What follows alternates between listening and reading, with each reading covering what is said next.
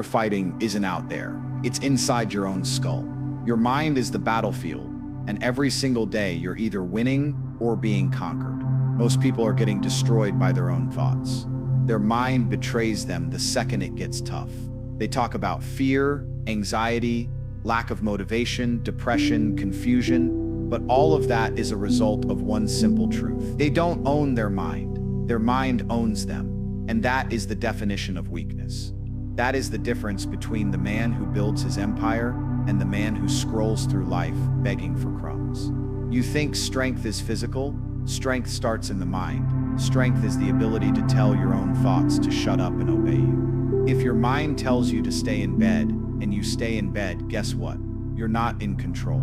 If your mind says, we'll start tomorrow, and you agree, you just lost. Every single time your mind whispers weakness, and you listen, you hand over control. And people do this every day. They let fear make their decisions. They let hesitation slow them down. They let laziness, doubt, comfort, and distractions build a cage around them. And then they sit there wondering why their life isn't going anywhere. It starts with one thought, one voice in your head that says, you're tired, take a break. And if you answer, yeah, you're right, it wins. That voice gets stronger. Tomorrow, it'll speak louder. Eventually, it's screaming over every other desire you have for greatness. You start believing it, and when you believe it, you become it. Weak, passive, directionless. That's how average men are made. That's how you lose before the fight even begins, by losing to yourself. But it doesn't have to be like that. You can choose to fight back. You can decide right now that no voice in your head gets to make you small. The thoughts come, sure, but they don't get to stay. You audit them, you inspect them like a soldier at the gate. Is this thought helping me or harming me? If it's weakness, it dies. You replace it, you rewrite it. You say, I don't care if I'm tired, I move forward anyway. That is how you take control. You treat your mind like a tool, not a master. Most men live their entire life obeying emotions and fleeting impulses. The moment they feel discomfort, they stop. The moment they feel fear, they freeze. They think the presence of fear is a reason not to act, but that's where they go wrong. Fear is not an order, it's a signal. You feel it, acknowledge it, then crush it. That's how warriors operate. They don't run from the battlefield in their head. They fight it, they dominate it. Your brain is an algorithm. It responds to what you feed it. Feed it excuses, distractions, cheap pleasure, and it becomes soft, scattered, and slow. Feed it focus, discipline, high standards, and purpose, and it becomes a machine. Your thoughts shape your identity. You can rewire your identity by mastering your thoughts. This is why journaling, self-reflection, planning, and silence are more powerful than scrolling through social media or drowning in noise. Those distractions are not neutral. They are weapons used against your clarity. Every distraction is an attack on your mind. You think it's just a YouTube video or just a funny meme. It's not. It's a dose of sedation. It pulls your focus. It wastes your time. It makes your mind lazy. And a lazy mind becomes a fragile mind. And a fragile mind breaks under pressure. That's why you panic in chaos. That's why you retreat in discomfort. That's why your vision collapses under stress, because your mind was never trained to obey. It was trained to drift, wander, and run away. Reclaiming your mind isn't some cute motivational idea. It's a life or death decision, because everything you want in life is gated behind mental control. Want to build wealth? You'll need the ability to stay focused for years, delay gratification, push through failure, and stay sharp when everyone else is losing their head. That requires mental strength. Want to dominate physically? You'll need the discipline to train when you're sore, to eat right when it's boring, to push when it burns. Again, mental strength. Want respect, confidence, power. Every one of those starts in the mind. The real flex isn't how much money you have, or how many women chase you, or what car you drive. The real flex is being unshakable. It's waking up and deciding exactly how your day will go and following through no matter what. It's being in control of your emotional state. It's choosing aggression over fear, order over chaos, action over excuses. A man in control of his mind is unstoppable. He doesn't need external motivation. He doesn't wait for inspiration. He is the inspiration. He moves because he said so. He doesn't care about how he feels. Feelings are temporary. Discipline is forever. When your mind is yours, there's no situation you can't handle. You're bulletproof. So how do you get there? Through repetition, through hardship, through discomfort. You test your limits and push beyond them. Every time you don't feel like doing it, but do it anyway, you level up. Every time you want to quit, but you keep going, you sharpen the blade. It doesn't happen overnight. It happens every single time you look weakness in the face and say, not today. There are men out there who let their mind run wild and wonder why life is chaos. Then there are men who discipline their mind like a soldier and wonder why everything they touch turns to gold. It's not luck, it's not talent, it's control. Control your mind, or the world will control it for you. Simple as that. Discipline isn't punishment. It's the highest form of self-respect. You wake up and hit the gym, not because it's fun, but because you made a commitment to yourself and you refuse to break it. That's power. That's a man who respects his own word. A weak man negotiates with himself. He wakes up and asks, do I feel like it today? And when the answer is no, he folds. He skips the work. He skips the grind. And every time he does that, he trains his mind to view his own promises as optional. That's not freedom. That's failure. Freedom comes from control, and control comes from discipline. Most people will never taste real self-respect because they've never stuck to something longer than a week. They're always starting over, always making excuses, always blaming something or someone else for their failure. But the truth is brutal. If you respected yourself, your actions would show it. You wouldn't allow laziness to take over. You wouldn't tolerate failure on repeat. You wouldn't be proud of surviving. You'd demand that you thrive. A man of discipline doesn't need applause. He doesn't need validation. He knows who he is because he shows up every day and proves it. The mirror doesn't lie. The results don't lie. Either you put in the work or you didn't. And if you didn't, that's on you. You think you'll rise to the occasion when life gets hard. No. You fall to the level of your habits. And if your habits are built on softness, comfort, and compromise, you'll crumble. Discipline is what holds you together when everything else breaks. It's what gets you moving when the alarm goes off at 5 a.m. and your body begs you to sleep. It's what keeps you locked in when the distractions are screaming and the world is trying to pull you into mediocrity. You think discipline is boring. No. Discipline is freedom. Discipline is strength. Discipline is strength. Discipline is the only way out of the cycle of weakness most people are stuck in. If you can't do what needs to be done unless you feel like it, you're a slave to your mood. And no slave has power. A disciplined man does what is required, regardless of how he feels. That's what separates the winners from the losers. Winners work on the days they don't feel like it. They study, train, build, push, and endure through the storm. Losers wait for motivation, then wonder why they never get anywhere. Discipline is the weapon. It's what builds empires while others are sleeping in and blaming the world for their failures. The truth is simple. You either control your time, or it controls you. Every hour you waste is a decision. Every task you skip is a message to your future self that says, you don't matter. But when you operate with discipline, you're saying the opposite. You're saying, I'm worth the effort. My future matters. My goals matter. It's not about being perfect. It's about being committed. Discipline doesn't mean you never slip. It means when you fall, you get back up faster. You correct. You adjust. You keep moving. The undisciplined stay down and wait for life to rescue them. But no one is coming. No one's going to save you. You save yourself through discipline. There's no shortcut, no hack, no secret. The only path to greatness is through consistent, boring, unrelenting work. That's where strength is forged. Not in bursts of energy, but in daily battles. Waking up when it's dark, training when you're sore, studying when you're tired, saying no when everyone else is indulging. That's what discipline looks like.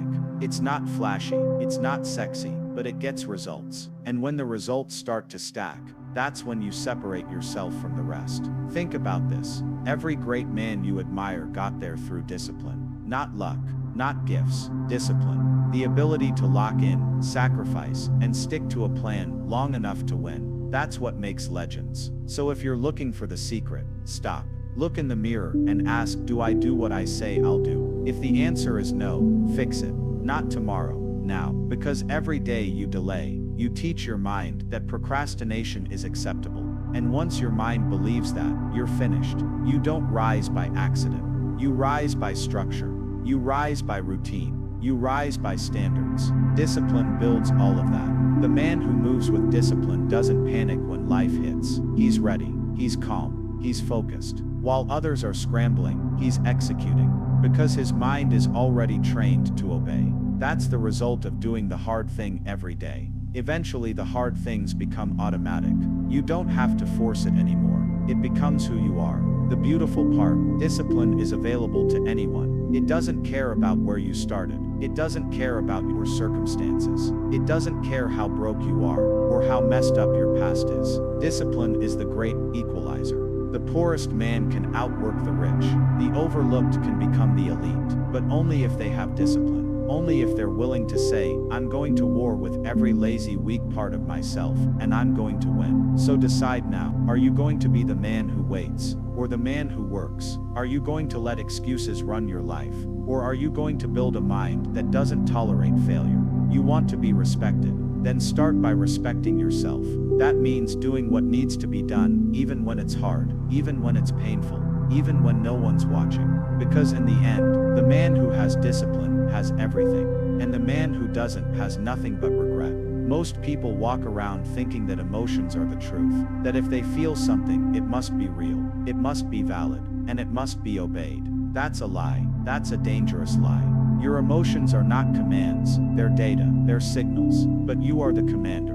You are the one who decides what to do with them. Weak men follow their emotions. Strong men use their emotions as fuel. The difference between the two is who stays in control. You feel fear, good, use it.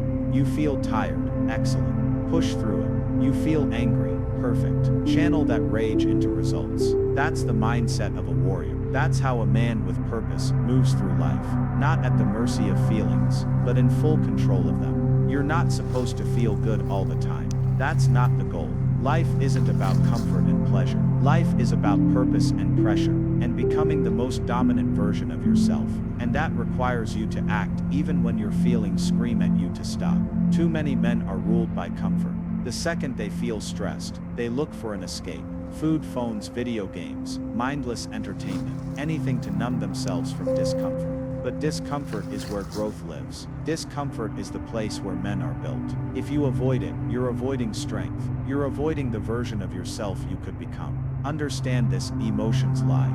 Not always, but often enough to destroy you. If you listen to them blindly, emotions will tell you, you're not good enough, you'll fail, you should quit. And if you trust those voices, they'll kill every dream inside you before it even starts. But if you're disciplined, if you've trained yourself to think logically, you can pause and analyze that emotion. You can say, is this helping me or hurting me? If it's hurting you, you crush it, you replace it, you act against it. That's real power. That's the difference between a slave and a king. Look around, look at the world. It's full of men who act based on emotion. And what do you see? Chaos. Men with broken lives, broken families, broken bodies, broken minds, all because they never learned to dominate their emotional state. One bad day, and they implode. One heartbreak, and they're destroyed. One failure, and they're on the floor. That's not strength. That's weakness dressed up in excuses. The world doesn't care how you feel. The market doesn't care. The battlefield doesn't care. Life moves on whether you're ready or not. So you better be ready. And that means learning how to operate when your emotions are a mess. Do you want to know what separates men who build empires from men who waste their potential? Control. The successful man can wake up with anxiety, stress, fear, and fatigue, but still get the job done. He doesn't let those emotions guide him. He moves with precision, regardless of how he feels. That's what real confidence is. Not feeling good, acting with power, even when you feel weak. Most men are waiting to feel motivated or ready. That day never comes. The man who wins is the one who acts when he's unmotivated, the one who builds when he's exhausted, the one who pushes when it's uncomfortable. That's the edge. That's the standard. You have to separate yourself from your emotions to become unbreakable. Not ignore them, but dominate them. You say to yourself, okay, I feel fear, that's natural, but it doesn't matter, I act anyway. You feel sadness, good. Now turn that into drive. You feel anger, beautiful. Let it fuel your training, your business, your ambition. Every emotion can be a weapon if you choose to use it. But if you let it use you, it becomes a leash. You either master your mind, or your emotions will pull you around like a dog. Even in relationships, this applies. How many men destroy their relationships because they can't control their temper? They snap, they say things they regret, they act out, they get emotional, and suddenly everything collapses. If you don't learn to breathe, to control yourself, to process instead of explode, you will lose every good thing in your life. Discipline isn't just for the gym, it's for your tongue, it's for your reactions, it's for how you carry yourself when things aren't going your way. That's where real masculinity is forged, in your response to adversity. Let me be clear, emotions aren't the enemy, weakness is the enemy.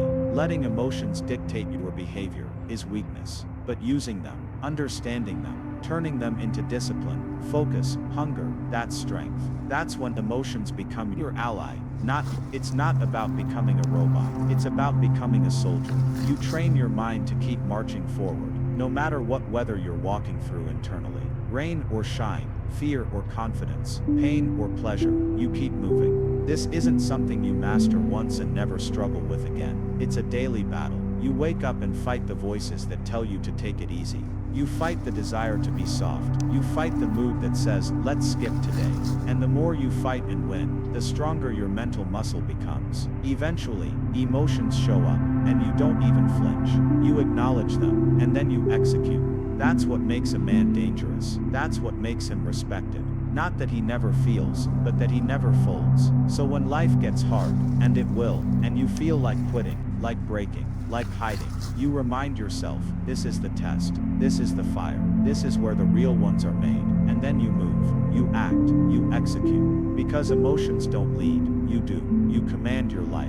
You are the general. And if you want to win this war, you better start acting like it. Your life is nothing but a reflection of your mind. That's it. Your body, your bank account, your reputation, your relationships, they're all byproducts of the state of your mind. Weak thoughts build weak lives. Confused thoughts create chaotic lives. But when your mind is sharp, disciplined, and focused, your entire life bends to your will. People keep looking for the secret formula, the shortcut, the hack, but the truth is brutal and simple. Control your mind, and you control your reality. Lose your mind, and everything else falls apart. The problem is, most people don't realize how undisciplined their mind is. They spend hours letting garbage into their brain, scrolling, watching, consuming information they didn't ask for. That adds zero value. That fills their brain with distractions, desires, and fear.